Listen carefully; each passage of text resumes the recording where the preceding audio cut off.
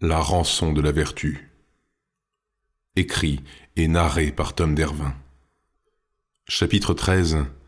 L'autel des miséricordes.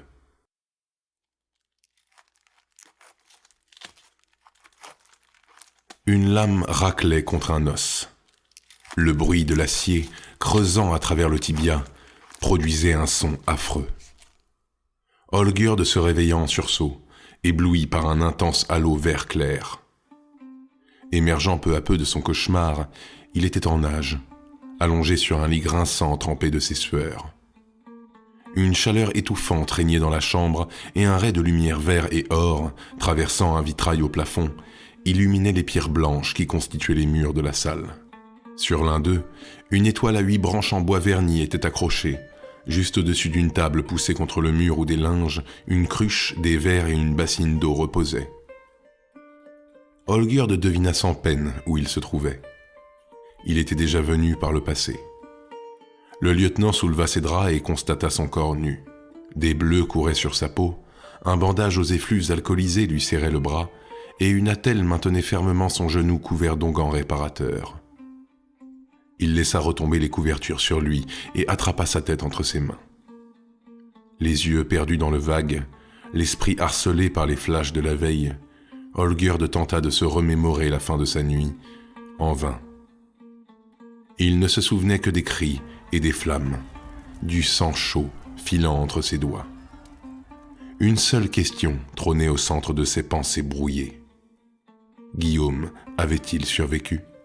La porte s'ouvrit et une silhouette encapuchonnée drapée d'une longue toche blanche pénétra dans la chambre. Sa tunique, faite de multiples lambeaux amoncelés les uns sur les autres, traînait derrière elle. 2 yeux fatigués perçaient au travers du masque en métal brillant qui lui cachait le visage. La femme, on le devinait aisément grâce aux formes charnues de la silhouette, se rendit en silence jusqu'à la bassine qui patientait sur la table. Elle plongea le poing dans une poche dissimulée dans les plis de sa toge et en extirpa une poignée de petits cristaux luisants qu'elle jeta dans l'eau. Les sels purificateurs s'y diffusèrent doucement tandis que la guérisseuse s'y lavait les mains. « Ma sœur, depuis combien de temps suis-je ici ?» demanda Olgurd d'une voix éraillée. Il n'obtint aucune réponse. Il avait bêtement posé sa question malgré le vœu de silence de la religieuse. Ses mains propres, la femme masquée vint au lieutenant et retira ses draps, révélant le garde dans son plus simple appareil. Elle se pencha sur lui et attrapa son bras d'une main ferme avant de retirer son bandage. Olgurd, gêné, pouvait sentir les humeurs de la sœur. Une odeur exacerbée de sueur accompagnée des parfums kabbalistiques visant à éloigner les maladies et les esprits néfastes. Des bouquets de fleurs, d'herbes poudrées et d'épices devaient se cacher quelque part sous ses vêtements. Une fois ses bandages changés, la guérisseuse servit un verre au lieutenant qui la remercia d'un hochement de tête. Lorsqu'il porta le nez au-dessus de la coupe, Olgurd sentit les odeurs du vin et du lierre. Il but l'intégralité d'une traite, cherchant dans l'alcool le réconfort, ou le déni, qu'il avait l'habitude d'y trouver. Malheureusement, ce fut trop peu, et aux arômes qui disparaissaient sur sa langue et à la chaleur qui abandonnait sa gorge, il ne resta que le manque. « Un autre, ma sœur. » La religieuse récupéra le verre et la cruche, puis se dirigea vers la sortie. « Ma sœur, s'il vous plaît » demanda Olgurd, plus insistant. Elle l'ignora et quitta la salle. Salope.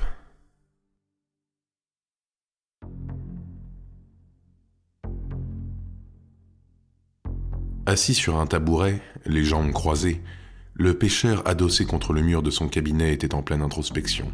« Je suis dans de beaux draps, » pensa-t-il.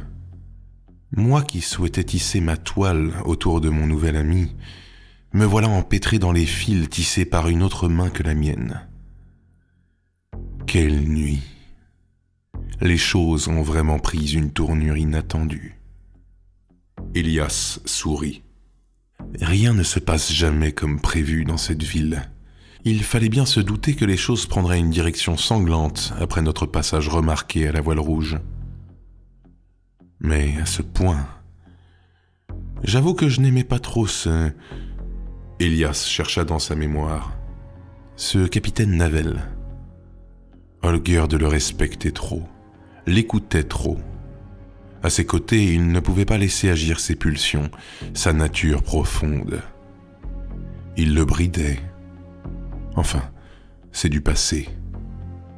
Elias quitta son siège pour se rendre à son établi. Là, il déballa sa trousse, exhibant la panoplie de couteaux qu'elle abritait. Il s'arma de l'un d'entre eux puis découpa une pièce de viande en de minces filets. Cependant, il faut bien reconnaître que ce vieillard s'est montré très utile, malgré son attitude déplorable. Cette manière de se décharger sur son second des basses besognes, tout en s'octroyant le luxe de juger ses méthodes, c'était irrespectueux. Olgierd ne méritait pas un mentor pareil.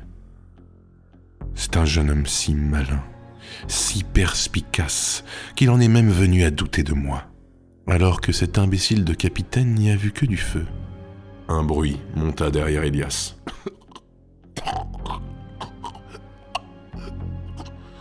Il se retourna vers son prisonnier pour le détailler un instant et constata la bile jaune et infectée que le malheureux venait de régurgiter. Elias reprit sa découpe comme si de rien n'était. J'étais si proche d'y arriver. Elias se saisit des filets de viande qu'il retourna sur l'établi et commença à les débiter en dés avant de soudainement s'interrompre. Qu'était cette chose ? Moi qui m'attendais à une discussion tendue, ou peut-être même à une rixe avec le courteau et ses hommes, sans ce rustre de Navel, j'aurais sans doute dû agir moi-même ou abandonner mon Olgierd à son sort. Merci à lui, donc. Faire face seul à un pareil adversaire, c'est une prouesse.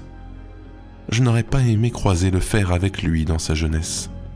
Elias racla les dés de viande du plat de sa lame et les fit glisser dans de petits bocaux de grès. Il gardait en tête la bretteuse reptilienne. Elle habitait ses pensées depuis des heures. J'ignore où cette créature se dissimulait. Elle semblait faire partie intégrante de l'obscurité dans laquelle je me cachais. Elias posa les bocaux sur une étagère au-dessus de l'établi et fixa le mur face à lui, y projetant le visage du monstre. M'avait-elle vu ? Le pêcheur se remémora son regard alors qu'une bouillie d'impressions désagréables se mélangeait dans son ventre. Ce n'étaient pas des sentiments, ni des émotions. Elias en était bien incapable. Mais le monstre suscitait bel et bien quelque chose en lui. Elle me ressemble par de bien trop nombreux aspects et semble pourtant s'en accommoder. C'est désappointant. Le tueur serra les poings sur l'établi. J'y étais presque. Il inspira profondément. L'image d'Olgierd, sa lame à la main, agenouillé face à son capitaine amputé, se matérialisa dans son esprit. Mon bon Olgierd, comme je t'envie ce visage et ces yeux d'enfant perdus dans la foule, sans pouvoir retrouver ses parents. Cette face si déformée qu'elle en devient méconnaissable. À chaque allée et venue de ton couteau, tu semblais te déchirer toi-même, trancher à vif dans ton essence. Elias fut surpris de cette jalousie dévorante qui s'emparait pourtant de lui si souvent. Si seulement je pouvais ressentir une telle chose. Sa voix glaciale monta dans la pièce, brisant le silence qui régnait. « Tu ne lui arrives pas à la cheville ?» Il s'approcha lentement de son prisonnier. Des mouches voletaient dans le cabinet, se soulevant dans les airs au rythme de ses pas. Elias s'arrêta à 2 doigts du visage du captif, si proche qu'il pouvait sentir son souffle chaud caresser sa barbe. « Tu es si ordinaire », ajouta le tueur à l'intention du jeune homme. « Si commun. » Le bourreau de Victor avait perdu toute sa superbe. Il n'était plus le voyou sûr de lui qui régnait sur sa petite bande des bas quartiers. Il était déshydraté. Sa langue, sèche et statique, était comme morte au creux de ses lèvres gercées qui s'effritaient comme du mauvais parchemin froissé. N'aie aucun remords, aucun regret. Lorsque tu quitteras cette pièce, tu ne seras rien de plus ou de moins que ce que tu étais en y entrant. Le tueur baissa son regard vers sa cheville. La blessure pourrissait dans ses tissus souillés. Heure après heure, la jambe s'affaissait sur elle-même, incapable de tenir sur la chair flétrie.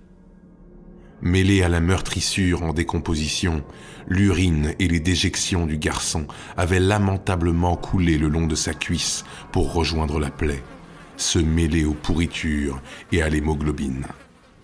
Les mouches s'en faisaient un festin. Elias releva son regard jusqu'aux orbites du voyou. Il avait tenu sa promesse. 2 hameçons, tirés par un fil de pêche cloué au mur, perçaient les paupières du prisonnier et les plaquaient fermement sur ses arcades, dévoilant perpétuellement ses yeux. Mais voilà, les heures s'étaient écoulées et les prunelles avaient séché sur elles-mêmes. Rougissant d'abord, puis se recroquevillant comme des fruits trop exposés au soleil, des diptères couraient sur leur surface bombée et racornie. « Il est temps de te jeter. »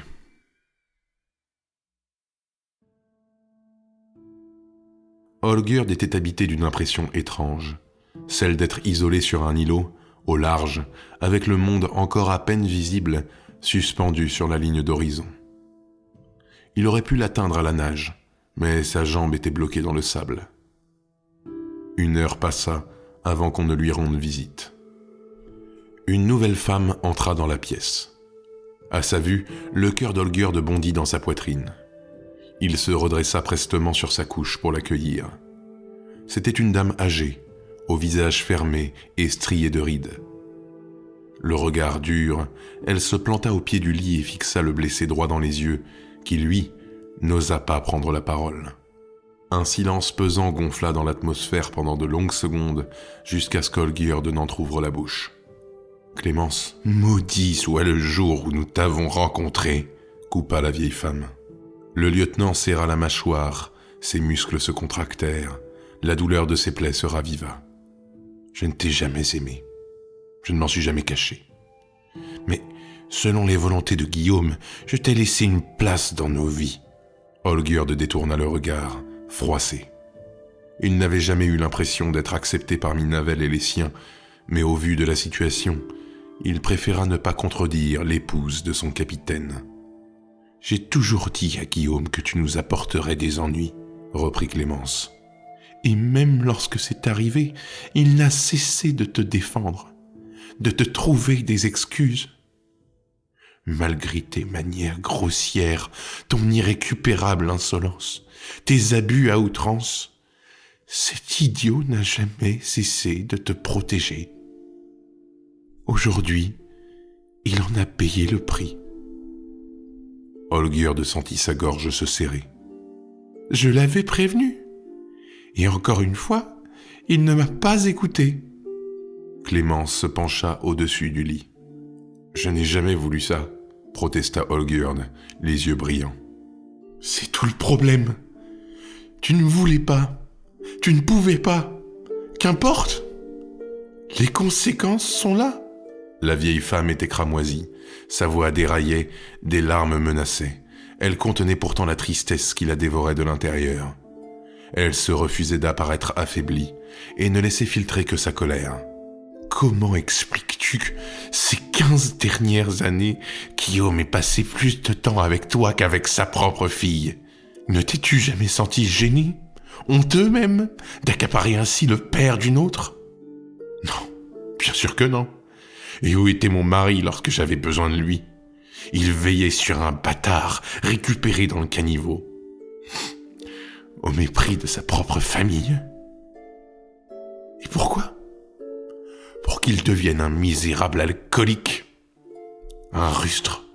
Une brute qui malmène le manant et se pavane en brandissant l'écusson de la garde à tout bout de champ. « Vous êtes injuste », murmura Olgerd sans y croire lui-même, la voix toujours comprimée par les sanglots. « Injuste ?» Clémence fit le tour du lit et arriva à son niveau. Un instant, Olgerd crut presque qu'elle allait physiquement s'en prendre à lui. « Injuste ? Est-ce juste que ma fille de 14 ans se retrouve du jour au lendemain avec un père estropié?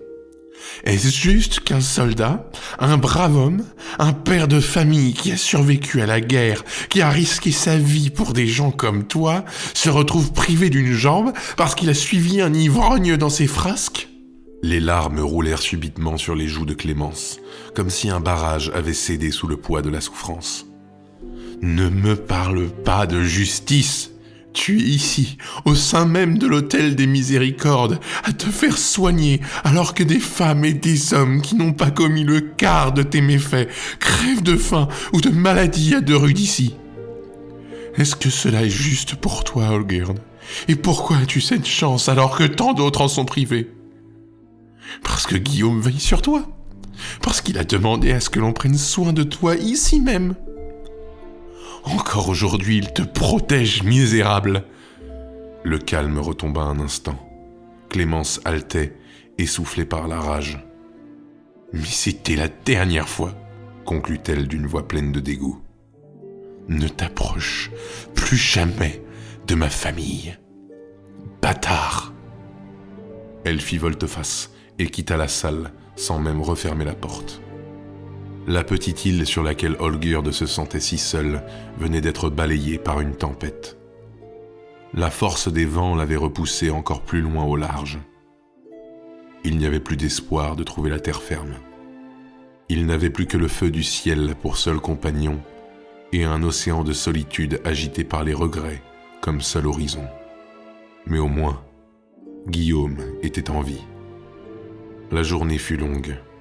Olgierd demeura alité, le corps et l'esprit endoloris. La lumière verte et or des vitraux baissa et prit des teintes presque rouges. Le feu du ciel disparaissait. À la vue de cette nuit qui approchait, le jeune garde se retrouva encore plus mal en point. L'affliction qui lui lacérait la conscience était bien plus dure à supporter que la douleur lancinante qui coulait dans ses chairs. Ce n'était pas une sensation nouvelle pour Olgierd, mais dans son intensité, elle était inédite. Malgré les injures, les mots de Clémence trouvaient leur place dans le cœur d'Olgierd. Il était un bâtard, un alcoolique, un homme violent. Il connaissait sa nature et la détestait. Il aurait tout donné pour pouvoir l'oublier, l'amoindrir ou pourquoi pas l'embrasser, le cerveau embrumé par l'alcool ou les drogues. Peu importe sa provenance, peu importe le goût, il n'aspirait plus qu'à se lever dans l'ivresse, à se complaire dans le misérabilisme, à creuser toujours plus profondément. S'il le pouvait, et comme si souvent, demain serait pour la honte et le remords. Ce soir, il laisserait place à la médiocrité et donnerait la part belle à ses démons. D'une certaine manière, ses souhaits furent exaucés. « Il y a quelqu'un » Olgierd sursauta. Une voix venait de monter à l'entrée de la chambre. « Qui va là » demanda-t-il, la voix éteinte. La porte s'ouvrit doucement, et un homme blond de haute stature et à l'allure noble fit son entrée. Il toisa Olgierd de ses yeux de jade. « Bonsoir, monsieur Vazrak. »« Elias ?» Le pêcheur fit quelques pas avant d'ouvrir la sacoche en bandoulière qui lui barrait le torse. Il en extirpa une bouteille d'eau-de-vie qu'il posa sur la table. Olgierd, tremblant, contempla l'agneau comme un cadeau tombé du ciel. Puis, il releva les yeux vers Elias. « Monsieur Choiseul, que faites-vous ici ?» Le pêcheur le regardait lui aussi, un sourire charmant lui barrant le visage. « J'ai pensé que vous auriez besoin d'un ami. »